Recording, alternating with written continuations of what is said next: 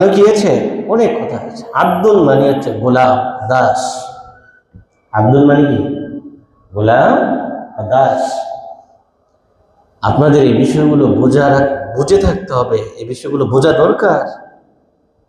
এখন অনেক বিভ্রান্তকর মানুষ পাঞ্জাবি পরে আলেম ওলামারে একটা অংশ নতুনভাবে ইসলামকে বোঝানোর চেষ্টা করছে। আপনাদের সতর্ক থাকতে হবে।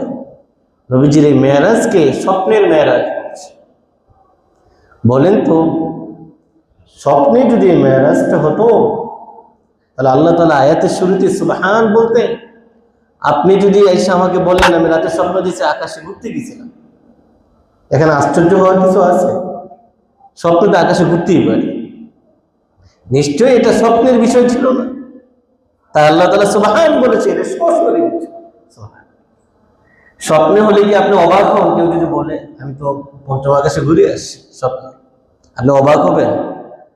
স্বপ্নেতে যে কেউ আকাশে ঘুরতে পারে, উঠতে পারে, যেতে পারে না? তার মানে সফরটা স্বপ্নে ছিল না, স্বপ্নে ছিল কি সরাসরি ফিজিক্যালি। এই জন্য আল্লাহ বলছেন বিআদ্দি।